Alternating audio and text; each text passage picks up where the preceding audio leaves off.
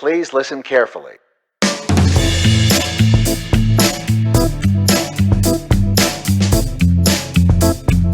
Hello, everybody, and welcome to the 9th episode of the Study Space podcast, created by the Uniplan team. My name is David. And my name is Julian. And we'll be your host for today.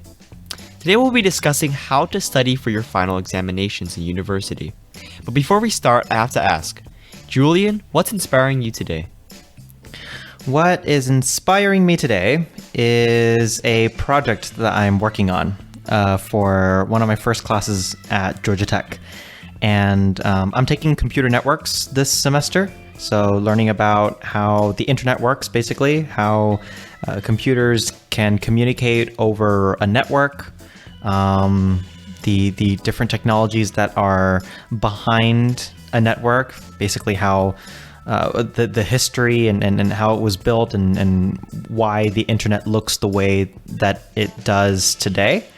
And there's a project that I'm doing where we have to basically create or like basically given a network, basically figure out like a route that a piece of information takes from one computer to another computer. And going into the project, I thought I knew the algorithm that is going to be used in this project, because what's funny is that I actually did research on network analysis in university during my undergraduate education. But it turns out that the algorithm that we're using in this project is really, really different, just out of the ballpark different from what I had learned in my undergraduate education. So I had to basically learn a whole new algorithm doing something similar to what I was doing in undergrad. And it just goes to show that even a small change in the problem can have enormous repercussions, and the solution to such a problem can change drastically. And I think that's just computer science in a nutshell, right? Given a problem, if you change the problem definition just even slightly, the solution can look really, really different. And the problem might even be unsolvable at that point. And that's just computer science, like basically in a nutshell. So that is what's inspiring me today, is learning new algorithms and figuring out that the solution you had in mind is probably not going to work for this case. That's pretty cool. Actually, I have 2 points I want to cover there in response to what you just said. So yeah, first point is you said, grad school, you didn't learn a lot of this stuff in undergrad. Even though it was a similar algorithm, it wasn't exactly the same thing you learned in undergrad, right? Mm-hmm. Yep. Right. I found that to be interesting because I was browsing. Obviously, Reddit's not a reliable source of information, but I was browsing Reddit the other day, and I was reading up on some radio frequency electronics talk, and they were talking about the field, and they said, well, if you really want to learn about radio frequency, it's really difficult to learn about it with just a bachelor's degree. And so you have to really have to go to a master's or PhD program, or go into industry and be there for a while. But what this guy said was interesting. He said learning radio frequency in undergrad is completely different than what you do when you go to grad school. He said he learned more in 1 year of grad school than he learned in 3 years of industry. And 4 years of his bachelor's degree, which is really interesting. And I think that just goes to show like the different type of education they try to give you in graduate school. I don't know. Obviously, you haven't been in graduate school for a long time yet, so you can't really say if that's going to be the case. But I think that's just an interesting thing to note. I want to agree with that statement, but part of me, the part that because what I do in my free time, part of what I do in my free time is that I teach high school students how to code. Right. And one of the big concerns when I talk to some students one-on-one is that they feel like they're too young to learn some of this stuff. And honestly, they could not be further from the truth. You are never too young to learn something, and it's never too early to do or learn something. Because the reality is that there are a great many people out there who feel like it's too late to do or learn something. So I don't believe in either of those cases. I don't believe that you can be too young to learn something, and I don't believe that you can be too old to learn something. That's not to say that the education you get, depending on where you go to get that education, speaking to the quality of the education here, that's not to say that they can differ, right? You can have a Right. higher quality education somewhere else than you did before, and that might be it. Personally, for me, I'm taking this class in computer networks, and I had never taken computer networks before. And yes, this is a graduate level course, but at this point in academia, there's a degree to which you're expected to be able to learn and pick up things on your own, right? Part of the university and college experience is learning the field in which you've chosen, but also learning how to learn, right? Right. And I think I was able to figure out exactly the way in which I learn, and I'm able to apply that on my own so that I can pick up topics that I'm not extremely familiar with. So this course, while it's really hard for me to grasp all the terminology now, I'm fairly certain I'm getting more comfortable with it now. So I'm fairly certain that by the end of the course, I think I will be just as performant as somebody who was perhaps more familiar with the terminology right out of the gate. And, again, I never took a computer networks course, even though that was a course that was offered to me in my bachelor's program. But that doesn't make me shy away from a course here at Georgia Tech. So, and I'm surviving and I'm doing it. I finished, the first couple of assignments already, and I'm following along with the lectures just fine. It might take some more time, but that's something that I can control, right? Is the amount of time and effort that I put into my learning and development. So, and I'm willing to put in more time if need be to be able to be successful. Right, I think that's a pretty valid point. Yeah, I think one of the points I always make is to always start early, because I think once you have a head start, I think it's a lot easier for you to go back in later on in life and really master that skill. I think it just makes it exponentially easier since you're already introduced to the material, and it makes it, I think, easier the second time around. Also, the second point I wanted to make about your statement was you said computer science, like in computer science, when you switch a problem just a little, when you just adjust the problem a little, the entire problem changes, right? And your solution is going to be completely different, right? Yeah. There's actually a whole thing in computer science where we basically classify problems. So there's a class P in computer science where the problems, the solutions exist in polynomial time. And don't worry if you don't know what that means, but the computer science nerds out there will understand. The problems exist in polynomial time, which means that we can basically put basically a time complexity, a guarantee on how fast or how slow that algorithm will run. There's a whole other class of problems where we don't even know how much time the problem or the solution will take. We don't know how much time it will take to solve such a problem, and that's called class NP. So and it turns out that a problem that is in the class P, the kind of problem that we can definitely solve in a time that exists, when you change the problem even ever so slightly, it could very well become a problem in the class NP, where we have no idea how long it'll take to solve. So that's a thing in the study of computer algorithms. Right, and I think a good thing to notice there is that I feel like if you had problems that could be solved the same way every time, there wouldn't be a need for engineers and computer scientists, in my opinion. That's really what our jobs are. I think even with like something really complicated like circuit design, people are finding ways to automate parts of it away, but there are still vital parts of the process that still have to be done by engineers. And the reason why is because every time you make a different board, things change. You have different requirements, and engineers are the only ones who can really critically think about those, analyze those, and come up with solutions. And I think that's what like engineering is all about too. And that's really interesting that you bring up that problems change so drastically, because I think it's the same. It's the exact same thing for a lot of fields, and I think that's part of how to make sure that your job is future proof. I'd say is to make sure that automation cannot replace it.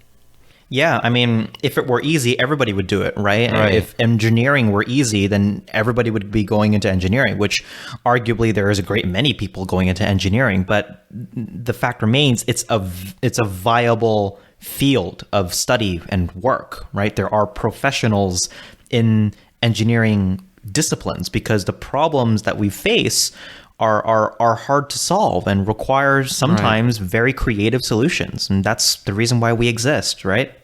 Right. That's Yeah. the reason why we study what we study. Exactly. There's a lot of people who complain, I hear at least, about how engineers have to take these really difficult math and physics courses, and they say, oh, well, like, computers can just solve this on their own. They're like, we can just put the equation and put the numbers in, and we can just get a result. But I think the important thing to note here is engineering is about, it's not about learning how to, solve those equations. It's about learning like how they work and in what situations you actually use them in.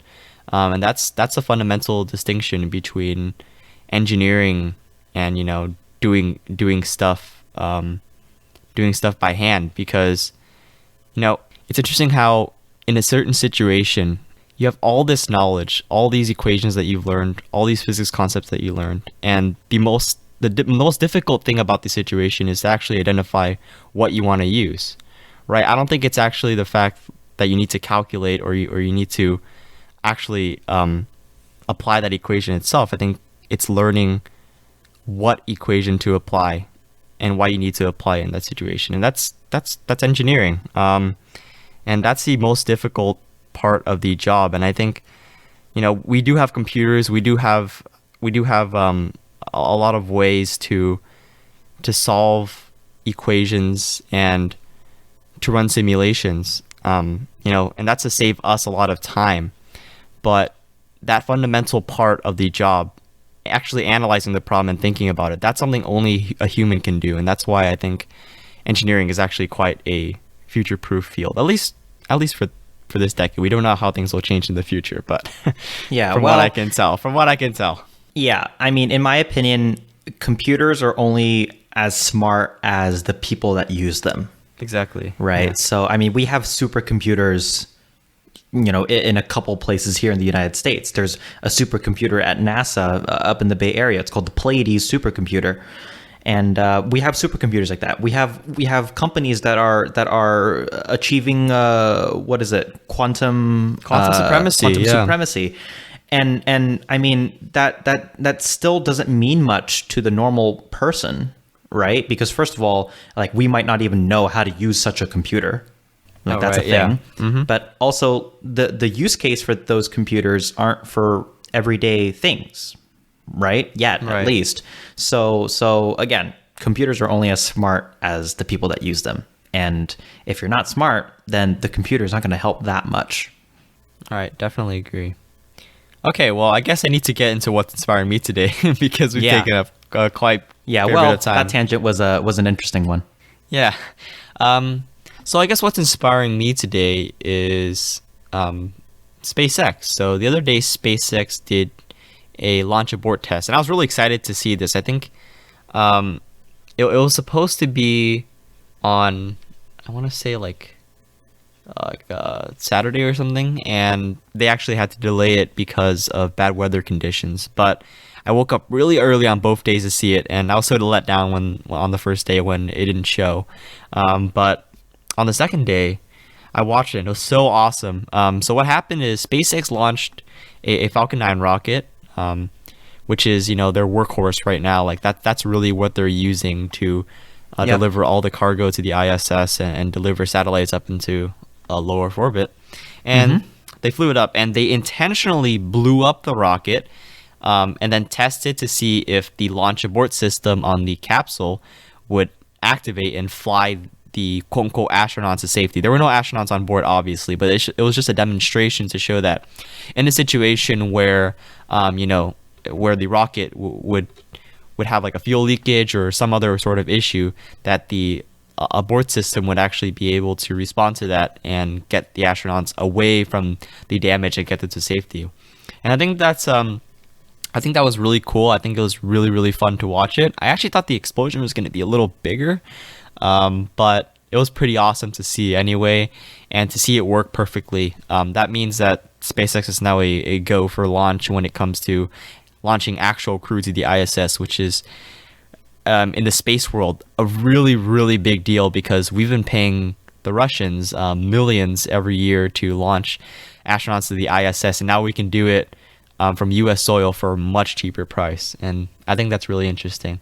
And I guess it's inspiring me because, I mean, I'm in rocketry right now in college, and one day I hope to maybe work at a space agency or for a private company doing rocket launches. And so I think that it's really inspiring to me personally, because I get to see the applications of what I'm learning. I get to see the applications of my degree, and I get to see, the purpose behind everything that I'm doing right now.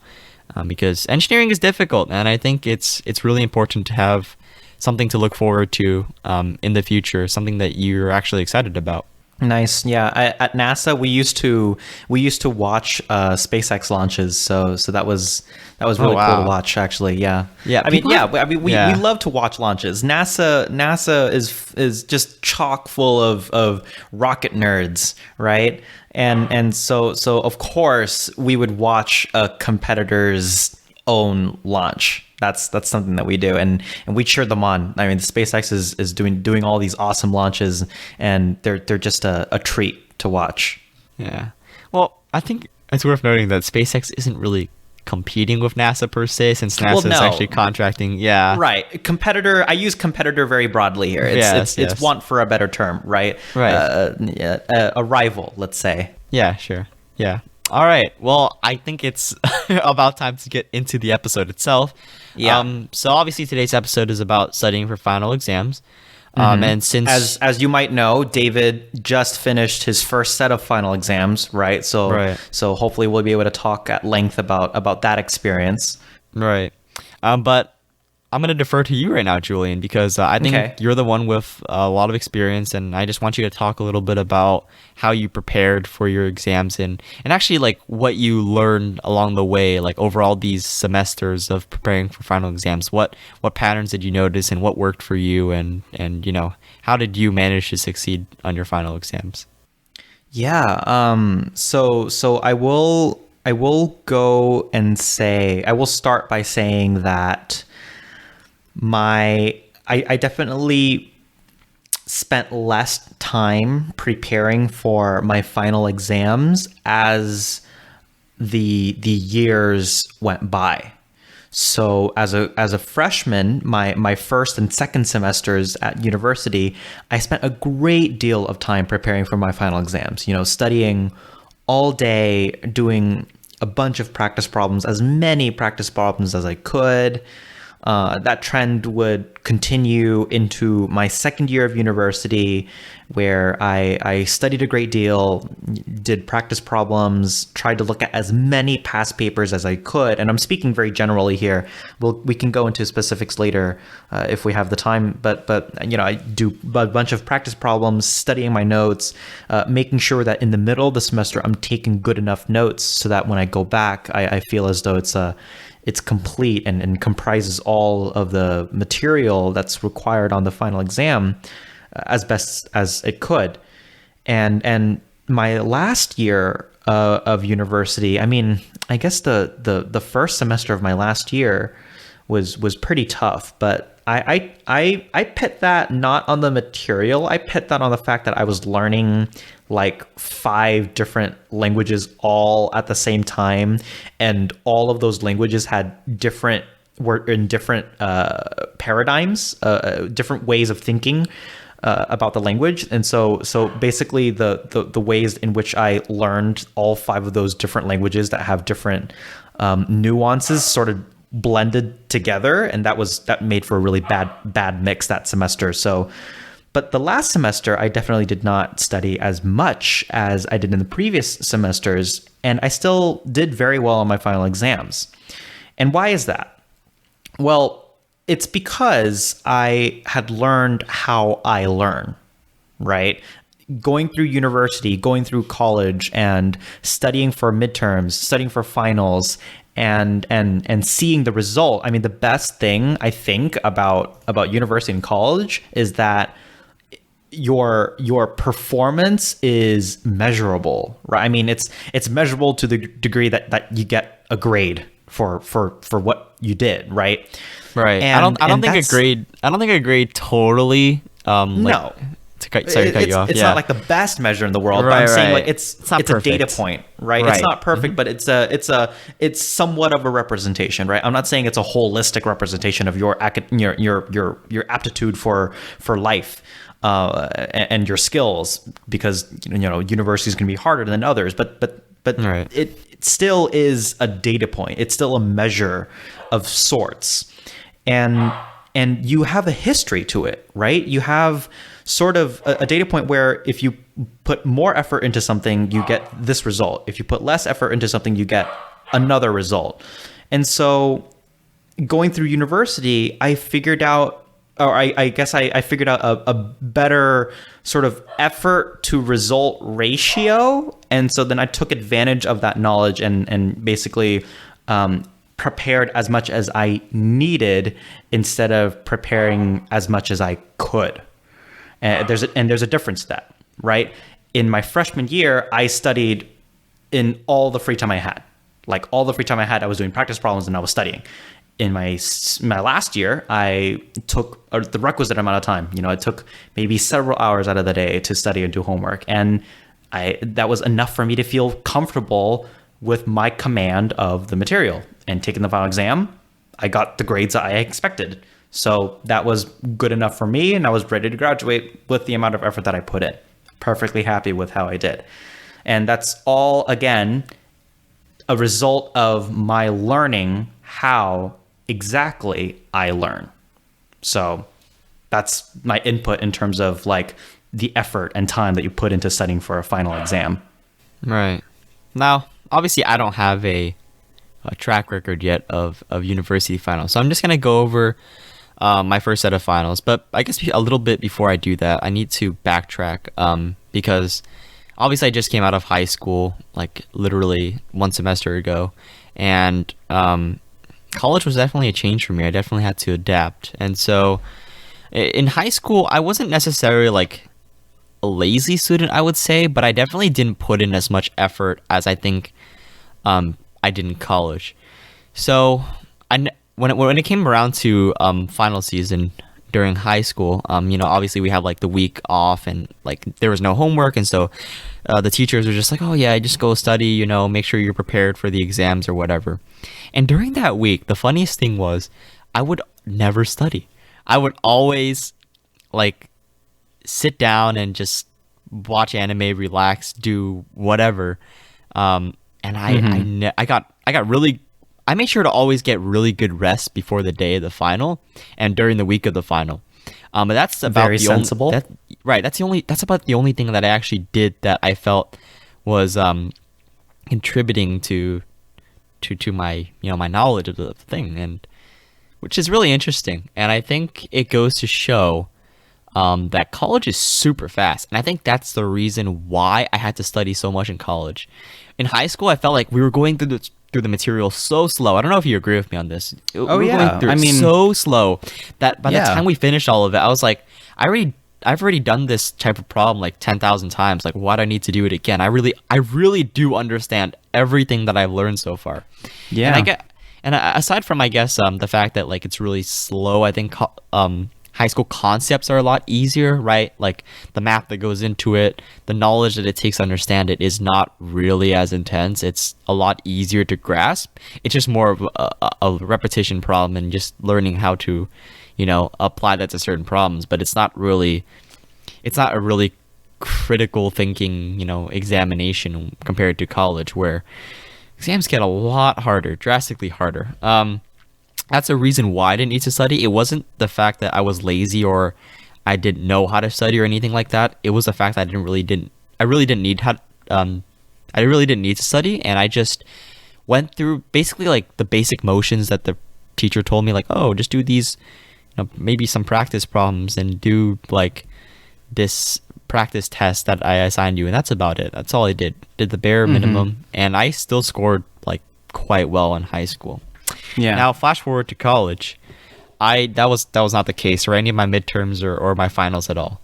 I definitely had to take a different approach, and finals week for me was really rough because I feel like obviously it's my first semester. I didn't really know how hard finals was gonna hit.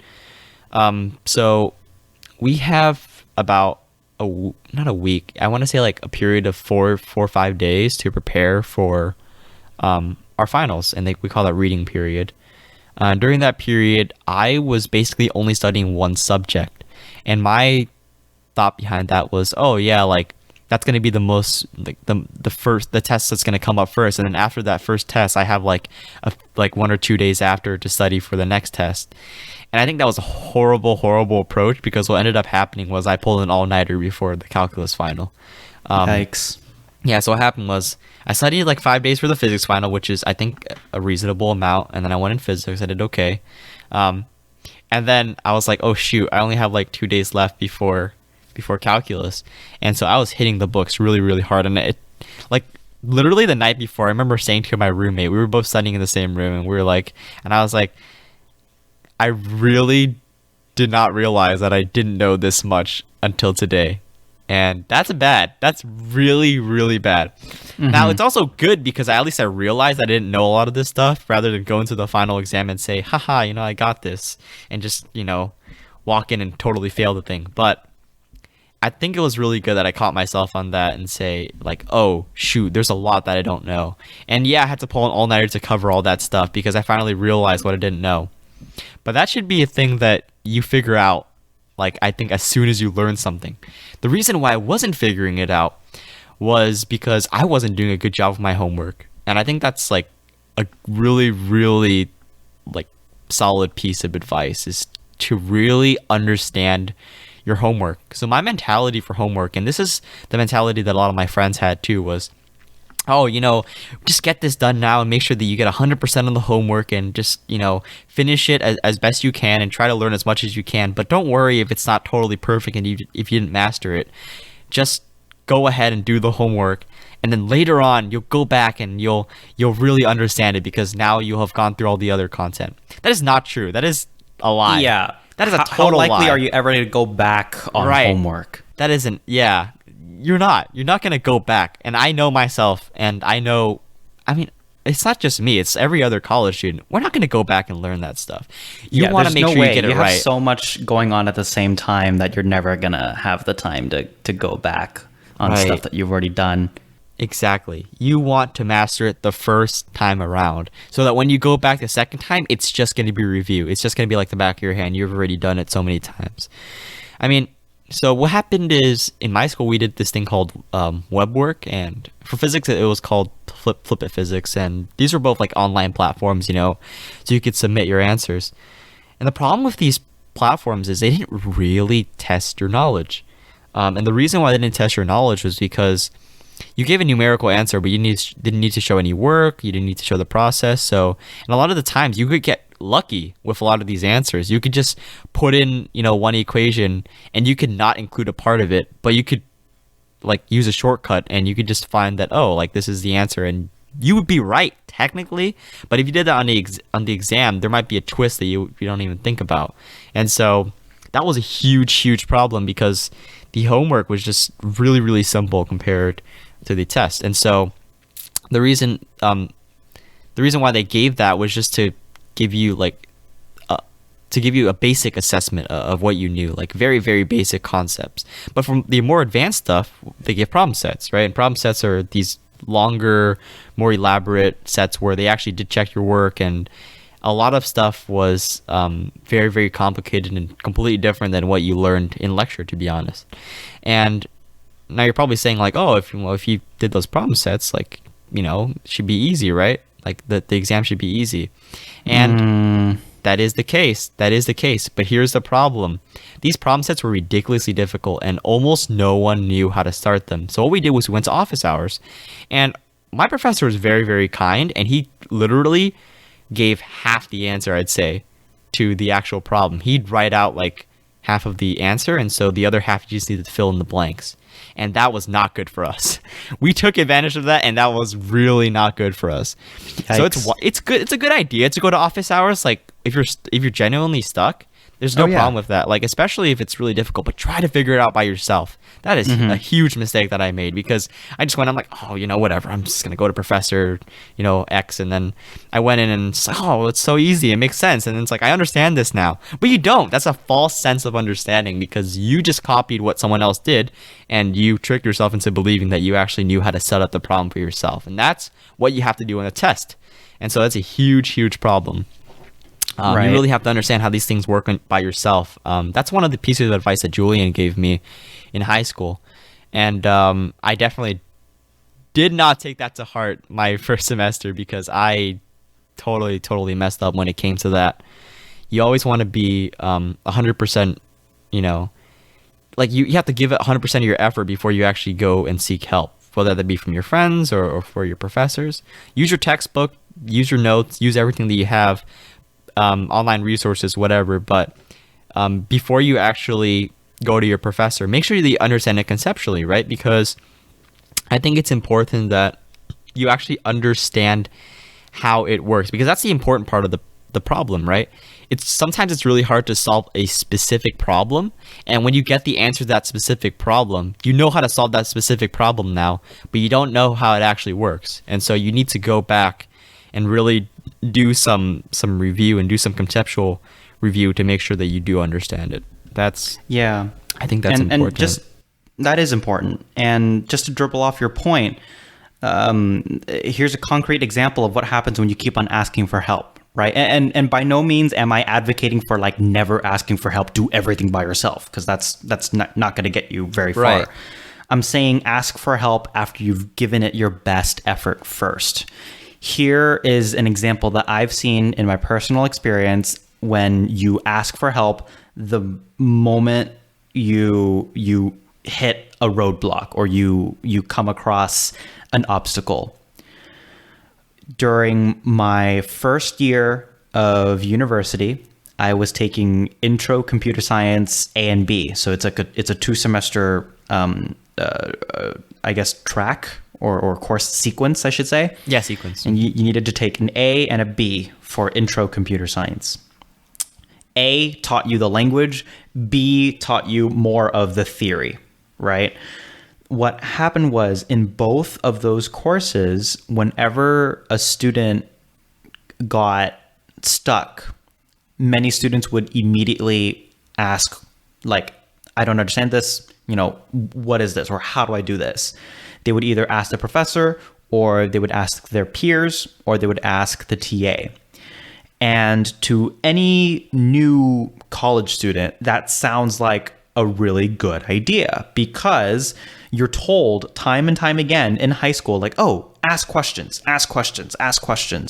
And to students who are a little more on the shy side, i.e., me, I was definitely one of the shy ones. I never liked raising my hands to ask questions, because I was scared of sounding like dumb or like I didn't know what I was talking about. And so there's like a bunch of insecurities behind not asking questions. So I never asked questions in high school unless I was like genuinely confused and nobody else was going to ask the question anyway. So I would ask. And if I were to ask, I'd probably ask it like after class was over. So like after school or immediately after the period was over. And so that's a whole other thing. In university, a lot of students like to try to get out of their shell, and so they ask more questions, or they approach the professors more frequently and they ask for help more. And to every new college student, that sounds like a really good thing, like you're making progress. And for anxiety reasons, you may be making progress. For academic reasons, you actually might be doing more harm than help. So the students who immediately asked for help the moment they got stuck on a computer science problem, either a coding problem or a theoretical problem, they asked for help. Later on, into my second year and my last year, a lot of those students dropped out of the computer science program. Why? I think that it's because they kept on asking for help, and so they never built a mental model of the patterns to notice, or even worse, they never built up the mental metal or the mental stamina to be able to think through a difficult problem. They never learned how to power through a difficult problem. And so when it came time for where on the more theoretical courses, on the upper division side of things, when things are, I suppose, more theoretical than the intro stuff, they struggled, and they struggled so often that it was easier to give up. And that's never a good thing, right? There are students where they only ask questions when they had struggled through it and had tried to solve the problem first. And those are the students that are the most successful. Yes, it takes more time. Yes, it takes more effort. And yes, it sucks in the moment, but it pays in dividends later on. And I can definitely attest to that, because while I didn't ask questions immediately, I did struggle through a lot of the problems, and I struggled through them and I solved them still on my own by either going back to my notes, back to the textbook, looking at more examples, taking advantage of other practice problems. Maybe I can solve another problem, and that'll remind me of something. I can go back to the problem where I was struggling.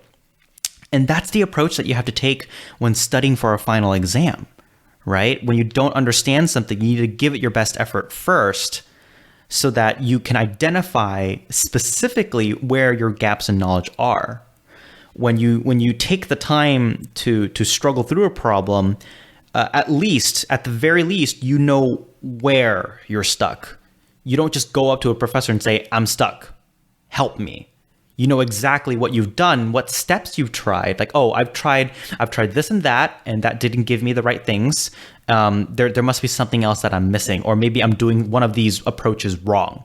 And that's where you can fill in a specific gap of knowledge, and that's where your questioning becomes better. And that's the approach that I took. Earlier I said that I spent less time studying for my final exams. That's definitely an approach that I took every single semester of my university, is that you struggle through problems always by yourself at first for a time, and after you've given it your best effort and you cannot possibly push further, then ask for help. And that's where I think a great deal of learning happens. So that's right. That's I definitely agree with that. Yeah, I mean, some of the best experiences I've had with professors have been going in and actually knowing like exactly what I need help with, and it's just pinpointing that. I know a lot of people, especially in my like engineering classes, we went to the professor's office hours and we would just sit there and do our homework, and then when a problem would pop up, we'd be like, "Oh, professor," right? Terrible approach. Like you mentioned, it's better to figure it out by yourself and then go to the professor for help. So don't have that temptation of like having the professor right next to you. Do your homework in your dorm room, your common room, wherever, in the library.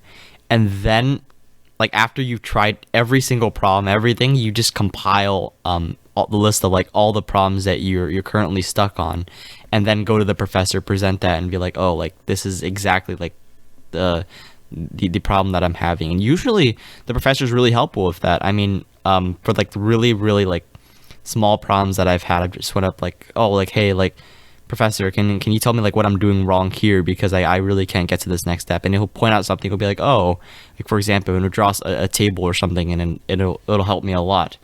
And that's really, really what you want to do. I think that's really helpful. Good piece of advice.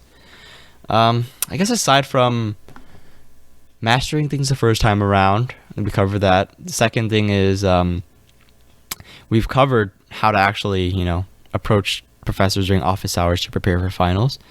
I think another thing that's really, really important, I have to say, is backtest. And some professors will give these out, some professors will not. Make sure that if you're actually going to use backtest, your professor allows you to. I haven't been in a class that hasn't allowed backtest, but at the same time, not every class has given us like actual backtest, and so we've had to find those online.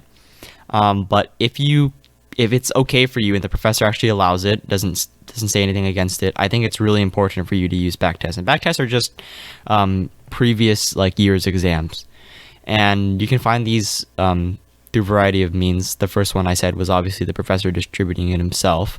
Second one is they usually post them online sometimes on university websites. I don't know if that's a thing that other schools do, but that's what they did for my calculus class.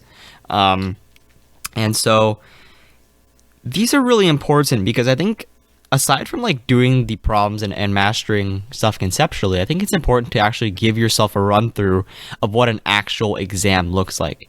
This is going to do a lot of things for you, but I think the most important thing it's going to do for you is kind of ease some tension in your mind, because it gives you an idea of the format of the test, especially if your professor made the back tests himself, and is using the same format for this year. It especially helps because now you have the time constraint of the actual test, and so it's really important to time yourself. I think a lot of people don't time themselves when they do the back test, and I think that's okay if you do it like once or twice, but at least save yourself one back test where you do have to time yourself, because that's going to come in a lot of handy. It's going to help you manage your time a lot better, because a big problem with tests, I'd say, is that they're really, really long, and people don't know how to do them in the allotted time, which is usually 3 hours for finals, I think. It's not too big of a problem, but it definitely is a factor. Time is a factor. And I think aside from that, it gives you an idea of the type of problems that your professor is going to have on the exam. So like I mentioned earlier, the problems that I got for homework for physics were super simple.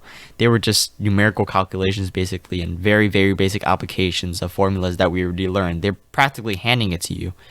Exams are totally different, and they're more similar to the problem sets that I saw. And so understanding that, the problem sets are what's going to be similar to what's going to be on the test really gave me a lot of time to save, because then I could identify, I don't need to really go over these other homework problems, and I'll just focus on the problem sets and focus on those type of problems, because now I know that's what I need to review.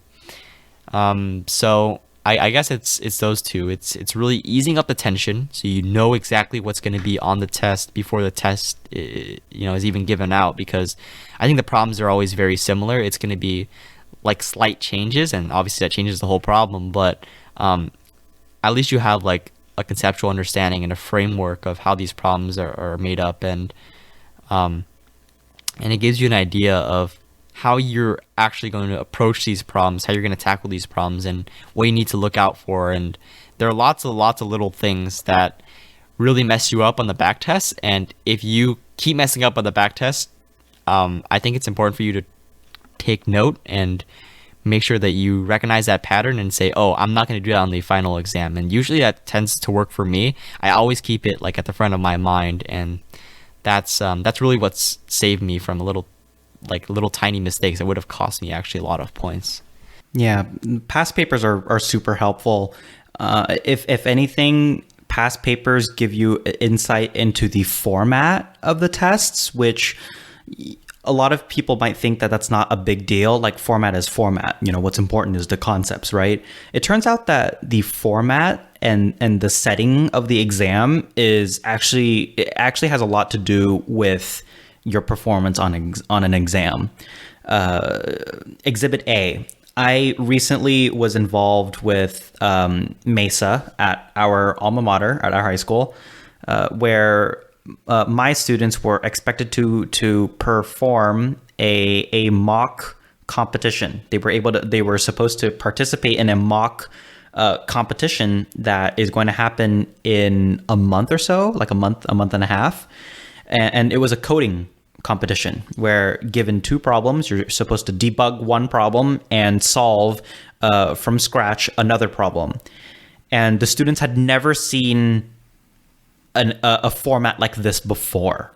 Right, I was there for that, yeah. Yeah, and it turns out that none of them were able to solve it, even though I taught them the language and they were using the same environment. The format of an algorithmic problem is so different from what they saw, and it wasn't like a material thing. Like, it wasn't like a knowledge thing. It was literally, they were looking at a problem that they had never seen worded in that way before. So just seeing how the problems are worded or seeing how the problems are formatted can help a great deal in preparing your mind for what's to come. So past papers are definitely super helpful, and I'm speaking from experience. Past papers are just really helpful in just figuring out what the exam looks like. Yeah, I think that's, you hit it right on the head. I mean, that's just really, really important. Format is a large part of the test. I mean, obviously concept is everything, but I think there is a large part that format plays, and it's really good to know that format ahead of time. can trip you up. Yeah, definitely. And you different don't professors. You don't want something as trivial as format to make you fail an exam, right? Mm-hmm. Yeah, different professors will format their tests different ways, and I think sometimes if you're seeing something for the first time, you're going to get really confused with the wording and whatnot. But if you know exactly what to identify, it just makes it a lot simpler. Like my engineering professor, for example, his problems are really, really long. They were like paragraphs long because, I mean, obviously it's an engineering problem. I don't blame him. Like, you need the entire context and everything. But after doing stuff for a very long time, I realized, like, oh, you can just underline certain things and those are the important things and everything else is irrelevant. And so that's really, really important, right? Because you have to know. But on other tests, the entire problem might actually be relevant. And so you actually do have to read everything. And so it's just really important to know what your professor is looking for you from an exam, right? Different professors are going to test different things from you. Some will be more concept based and some will be more application based. And that's just because, you know, different professors want different things and you can't really control that. But knowing that ahead of time by just looking at the professor's exams and being like, oh, like this problem, they already gave you like everything theoretically. You just have to kind of calculate everything. So my professor wants, you know, more calculation based stuff. And maybe this professor wants something that's a little more theoretical, right? Like maybe deriving a proof for an equation or something like that. And sometimes professors will do that. And so it's really important to kind of go through and understand, oh, I know what my professor wants from this problem, and that's the approach I'm going to take to the problem. So I guess aside what can you do? Mm-hmm. So before you move on, what can you do if you don't have past papers? So if the professor is the kind of person that doesn't like giving practice exams or like past exams back, and they like to reuse exam questions, because that's the reason why they don't give back past papers, is that they reuse test questions. But if they don't give those kinds of things back, what can you do? Right. So my calculus professor was the only professor that actually did that. Really, really sad. But he was the only one who he refused to give any back tests. I think part of it was because he never taught the course before. But aside from that, like, he just didn't want to give anything back. And so that was okay. But he said, he assigned us these practice problems, and he was like, every week he assigned them for every chapter, and he said, these will be really useful, and make sure to do the practice problems. He never made you turn them in. They were not required. He definitely didn't check over them, didn't, enforce anything, but he had them on there on his website, just so you could try them out. And he said, if you really want to go through and review the stuff that you've learned so far, make sure to do these practice problems. And at first I didn't believe him when he said they were pretty similar to the final exam, but they really were. A lot of these problems are very, very conceptually similar to what he gave on the final. And so if you're first thing to know, if your professor says something is going to be useful to the final exam, usually I take this with a grain of salt, but usually they're not lying. They're not going to try to lie to you. Like, it will at least be somewhat similar to what you're going to see on the exam. Now, I've heard of professors who have given stuff that is really useless, but like those are rare cases, right? And I think most of the time your professor is not going to try to lie to you. It won't benefit them in any way. They want you to do well. So if they say like do these problems or something like that, give it a shot. And if they haven't specifically assigned certain problems, then I think you can email them. That's what I did for my physics professor, and he gave plenty of great problems to review. If you're in any tutoring program of any sort at your university, usually they will also have some resources for you. But if you do not have those, I think it's really good to go over material that you kind of covered previously, right? So obviously past homework that you've done, or any past problem sets, just go over those. Try to do them and like really ignore everything that you've already done for the problem set, because obviously you're doing it a second time. You're going to know a large portion of it. Try to go in and focus more on like actually approaching the problem. Like, oh, okay, if I didn't know anything about this problem, how would I approach it, and what would I break down to make it easier for me? That's what I found to work for me personally in calculus, the one class where I didn't really have any back tests. There's a lot of online resources that are really useful too if you need specific reinforcement of one specific topic. I personally use backtests to like diagnose myself and see like what areas I'm severely lacking knowledge in, and I go back and review those. But if you don't have a backtest, just go in and do some problems from each of the sections. Use that as a diagnosis and say, oh, like this like section I'm really severely lacking in, and go in and master that section specifically. I think it's a waste of time if you've already mastered a bunch of other sections and you distribute your time equally among them. I think that's a recipe for disaster, and I think it's just going to waste your time, especially on a test when there's so much content like a final. You want to make sure that you do the I don't want to say this, but like do the minimal amount of studying that you have to, because just do what you need, right? Like master the parts you're weak in, because the parts you're strong in, you don't need to go over it again. Just focus on that and do a lot of problems. Just hit that like problem after problem after problem until you really, really do get it, and then move on to whatever else you're stuck on. So that's something that's worked for me personally in calculus, but I don't know. I guess what worked for you, Julian? Well, so I mean, I've had professors where they've basically made the final exam exactly like the homework. Okay. So you have to look at all the material that is available to you, right? So that means homework. And I guess this is more helpful when the homework questions come directly from the professor and not from a textbook.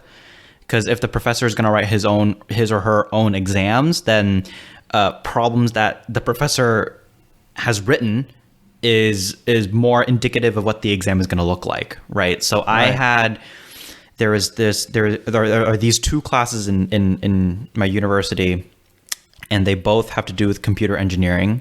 And as a computer scientist, that is more aligned towards the software side of how computers work. Learning about computer hardware is not exactly the most comfortable thing for me, at least.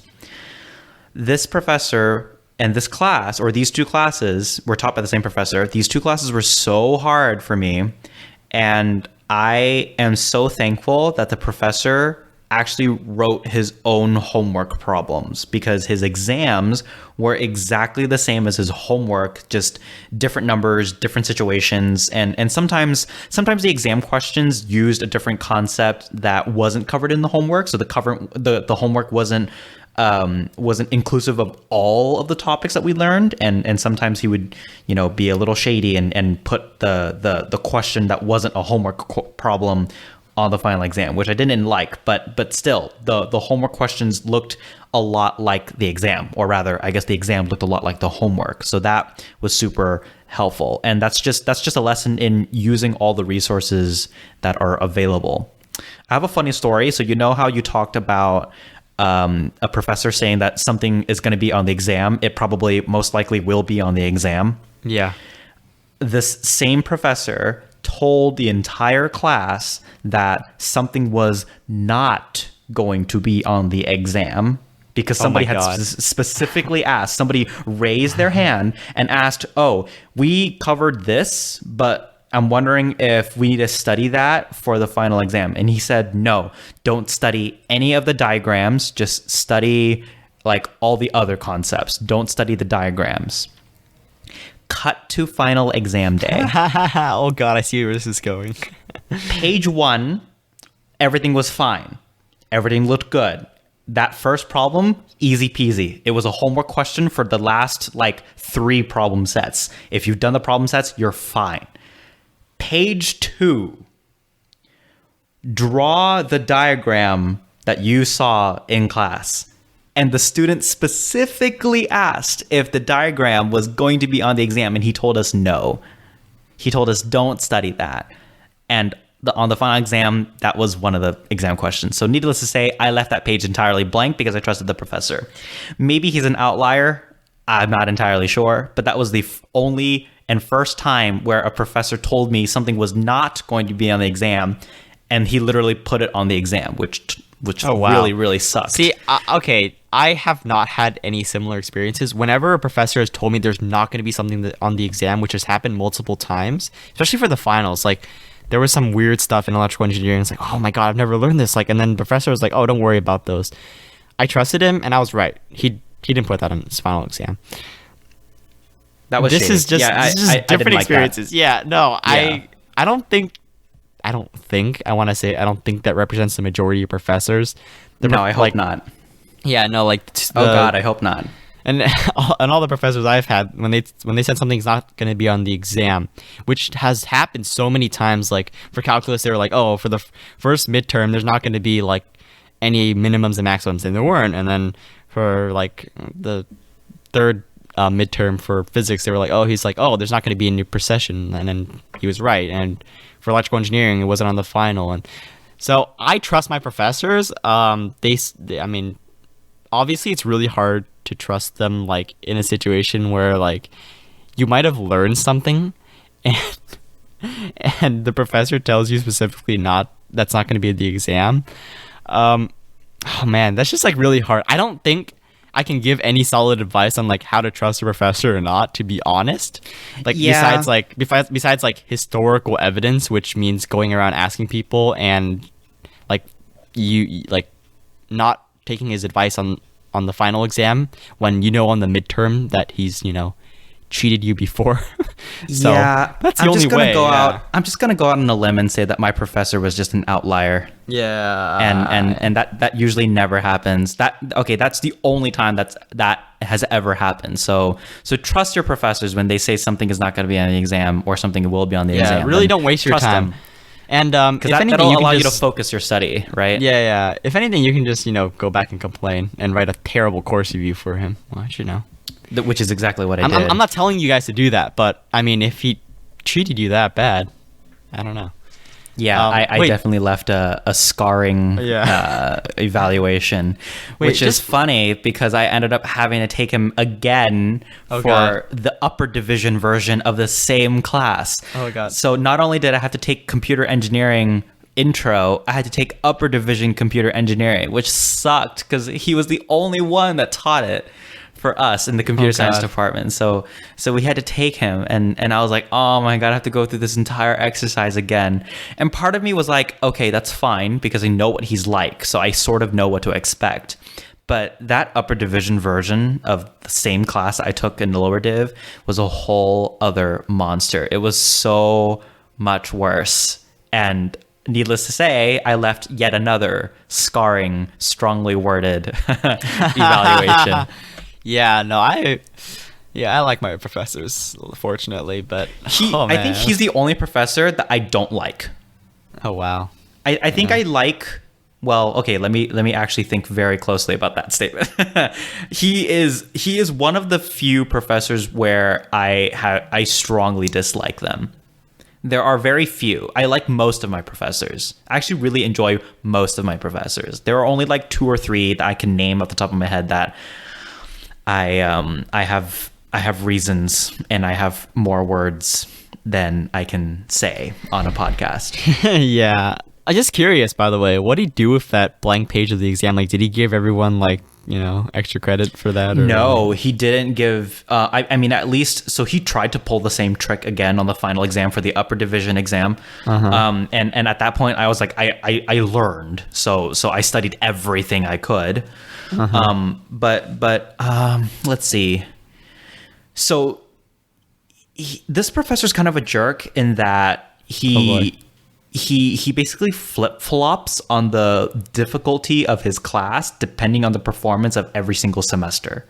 So if one semester the class overall performs really well, then he makes the next semester really, really hard.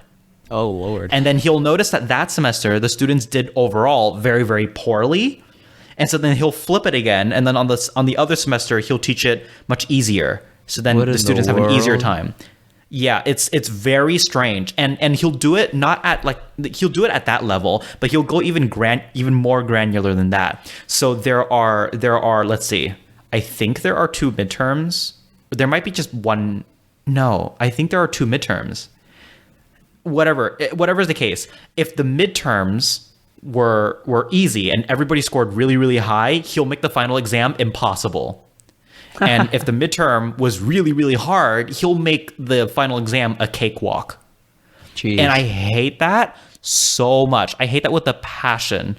And I got both sides of that. So my semester for lower div, he was really, really hard, like overall. And then in my I guess when I took him in upper div, apparently that was when he was on the easy cycle, but it felt so hard.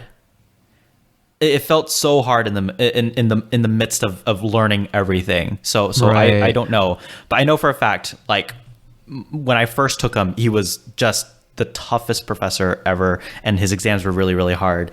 And apparently he flip flops around, but that really sucks. I don't like that at all. Oh, wow. That sounds really brutal. Honestly, that's a terrible way to teach a class, in my opinion. I like professors who have the same like consistency of of I guess difficulty. Just like it's either gonna be super difficult or like super easy, and then the curve is adjusted to that, which makes it like so much better because you're like, oh, even though it's super difficult, it's like this every year, and we just get curved, and that gives you a little peace of mind. To answer your question, actually, he did curve the lower division class where he put like the question that he literally told everybody not to study. He did curve the final, so I guess you did get some of that credit back, right? But in the upper div version, he didn't curve at all, period. So I mean, I'm just saying, like it should be about learning, obviously. And I think if the professor tells you something's not going to be on there, it usually means it's not important to your education. But if they put it on the final, then it means it probably is important to your education, which then gives you like, what am I supposed to believe now? Which is something you shouldn't have to worry about, to be honest. I mean, So okay, so let's go like really fast on like just quick and dirty things that you can do to study for a final exam. Like what are some things that you just are tangible and you can do right away? So tangible things. Set up a plan, set up a strategy to actually outline like exactly what concepts you're going to cover. So I did this in my mind, and I shouldn't have. I think I should have written it out because then I got really sloppy. So always what I did, take that stuff out of your head, put it into a different system. Yeah. So for my finals, my plan was I'd do a practice exam on this day, and then I'd have another day to like, review certain concepts that I was weak on for that exam, then do another exam, and then hit like more concepts, and then really after that I'd make sure that I'd okay, this is for physics. I'm trying to see, this is the problem with keeping stuff in your head, right? You don't actually have it written down. Then I think I did the third exam, hit more concepts, and then after those 3 exams, those are the ones that my professor gave. After that, I would really, really make sure to go through all the weak stuff. I would take a whole day just to go through all the stuff I was super weak on, make sure like I'm gonna hit that like really hard, and sometimes it took a really long time. But it was really, really comforting to really master something that you thought was previously really tough. I did this for 2 physics midterms, and it worked out fine because I got A's on both of them. And Nice. I was like, wow, this is like really, really helpful. Whereas I didn't do that on the first midterm. I was like, oh, relativity, whatever, it's not gonna matter anyway. And then I went on and like there's a whole problem, and I was like, oh, well, GG, I guess. Like I don't know what to do about that, and I got like a pretty bad grade on that one. So yeah, I think it's quick and dirty tip is to just make a plan of action. Outline exactly what you're gonna do on each day. If you want to go even further than that, then outline your hours, because I know that hours are really important, especially if it's a time test and you know exactly how long you're gonna spend on it. Outline that, like 9 to 12 I'm going to do that test. It's going to take me 3 hours, and that's exactly what I'm going to do during that time frame. And then I'm going to take 5 hours to study or something like that. And having an outline, a very clear outline of that is super, super important. And if you can outline specific concepts too ahead of time, if you know what you're weak on. Yeah, time blocking is definitely helpful. It's sort of like really important. Add some structure to your day, right? So Yeah. like you don't have to conform to it like to a T, but at least like at this time I should be doing this. Right. And that's it's always good to have in the back of your head. Yeah, and quick plug for that, I guess. When the UniPlan app gets launched, I'm definitely going to use that to do Nice. those time blocks and make sure that I Smooth. have. Thank you. To make sure that I have those time blocks laid out, because it's kind of repetitive to do it on a notepad or on whatever you're using, Google Calendar even. Super convenient to do it on UniPlan because you already have the rest of your schedule on there. Just pick times that don't interfere and pick times that will be good for you, and even use the energy tracking feature to make sure that you're doing these time tests during times when you have the highest Nice. energy. Yeah, Nice. no, that's super useful. Smooth. Thanks. Oh wow. Anyway, I didn't intend to plug that, but you know what? It's gonna be useful. It's gonna be That's useful. nice. Yeah. You're becoming more of a podcaster as we speak. Oh. Yeah. That's one of them. I guess 2 is what would be 2? Oh, I guess form a study group. Yeah, like that was really helpful for me, because then some people ask me like, oh, like how do you do this? And sometimes I'd be like, oh, I got this, and so that would reinforce my ego a little bit and be like, oh, I do understand that. Wow, I can explain it to someone else, right? Super important. And if they ask me something that, like, for instance, I didn't review that well, I'm like, oh, I don't know how to do this, and then you want to make sure as soon as you say that, like, I don't know how to do this, you hop into that problem too, and you say, oh, okay, let's figure this out and let's actually get this done so that I can focus on other stuff, because like you want to get that problem out of the way immediately. Stuff like that is going to hold you down in the test, and you're not going to be in the right state of mind if hope that one thing's not on the test. You never want to go into a test like that, because I think it makes you a lot more anxious. It makes you panic, right? Because then you actually do see that problem and you're like, I don't know how to deal with this, and you have to take the time to actually figure it out. You want to go in and be like, oh, I already tackled that problem the night before with my friend, and so that's something else that's really useful. And I guess third tip, just round it out, make it a nice 3. Go through the textbook. I didn't like any of the textbooks I had, to be completely honest. I don't for think any of anybody my does. classes. Yeah, but I had to use them, and that's just like a reality. And I think it's important to go through it one more time, like after you've done all this conceptual stuff, because then like you really like go back and say like, okay, do I understand exactly what the book is saying here, and do I know how to use it on these problems? And that's going to be a really important exercise for you. The book isn't there for no reason. The professors, I don't think they want to torture you. Maybe that is the case, I don't know. But from what I can tell, the professors assigned those books because they specifically had really important theorems and concepts in there, really important information that you really do have to know on your final. And going through that one last time, making sure that you really do understand all this stuff, you've mastered all of it, and really illustrated that you mastered it through doing problems that actually apply to it. That's the key here, to do problems that apply to it, not just like read it, because reading the book by itself is useless, but make sure you read it and really know that you can apply it through problems. Those are my 3 tips, I guess. Just set out a plan, study with friends to make sure that you know what you don't know, and then read through the textbook and make sure that everything that your professor could possibly have on the final is in your mind. Nice. Yeah, no, I definitely resonate with the textbook thing. In my computer networks class right now, oddly enough, like I listen to the lecture videos, and Right. whenever I'm confused, I go straight to the textbook. Yep. And it's not even like a required textbook, it's like a recommended textbook, but the topics are there. And so I go straight to the textbook and I read it. And for some odd reason, reading the textbook, I mean, there's more, it's easier for me to like read the same thing over and over again. And so I get a better understanding when I read the textbook. So I always go to the textbook when I'm confused about something that I see during lecture. So that's definitely something I do. Let's see. For my 3 quick tips, let's say for number 1, I would say the best thing you do for your final exam is to sleep. Oh yeah, I forgot about that one. Oh yeah. Yeah. Sleep is so important because final exams are usually like twice the length of a regular midterm exam. They are brutal. Oh my god. Yeah, They're very long.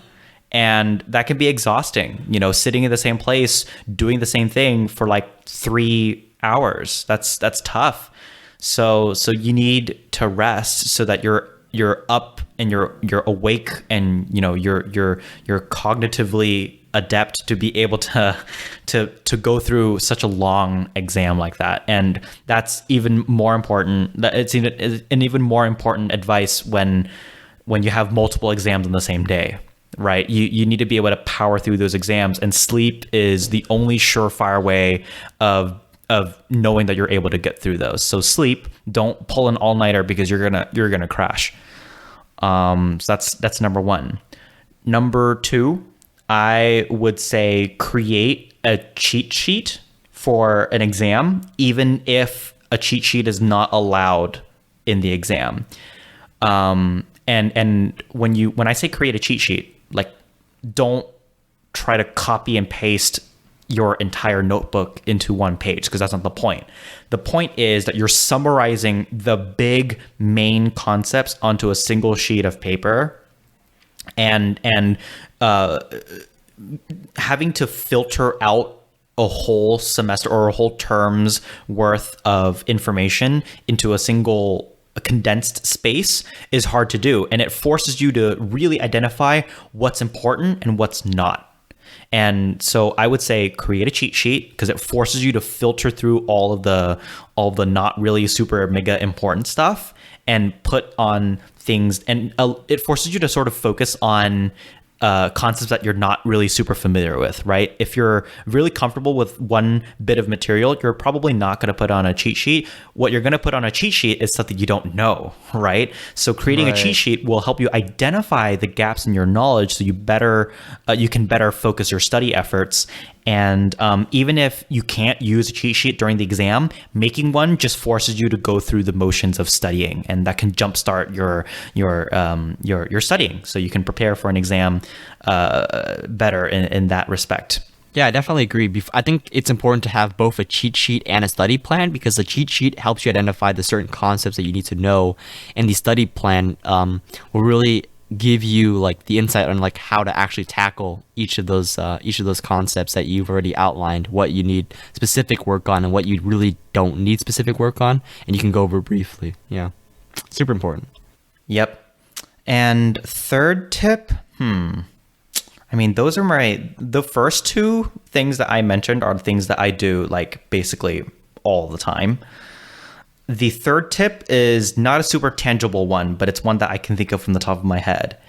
It's thinking about your reasons for doing what you're doing, the reasons for going to school, the reasons for taking a certain class that might be really, really tough. Mm-hmm. Going back and thinking about the tangible reasons, your why, right? The reason for doing something can be a powerful motivator especially when you're lacking motivation to do something. you need to be self-aware enough that you can tell yourself, okay, I need to think about why I am doing this. And I told you in a previous podcast episode that there were numerous times during my education where I really wanted to give up on my 3-year plan. Like I wanted to give that up because it was so hard for me to do. Right. And I always went back to the reasons why. And the reasons why at that time were I wanted to start my career. I wanted to save money because I was pulling loans. And so starting or finishing early meant I didn't need to pull loans for another year. And I could also start my career. And so I can start paying off those loans instead of accruing more debt. So that was an important thing. And also Right. I wanted my AP credits to be useful. So those were my basic reasons. And thinking about those reasons motivated me to keep moving towards my goal, even partially. Like if I could get a semester, shave a semester off, like that would be great. But I desperately wanted to get out in 3 years. And that's what I did. So thinking about your why, thinking about your specific reasons for going to university can be a powerful motivator when you have very little motivation to go through something, when it's just there's not enough time, there's not enough energy. Motivation is and willpower is something that you can find if you think about your reasons why you're doing something. So those are Right. my 3 quick pieces of advice. Yeah, I mean, the last reason really resonates with me.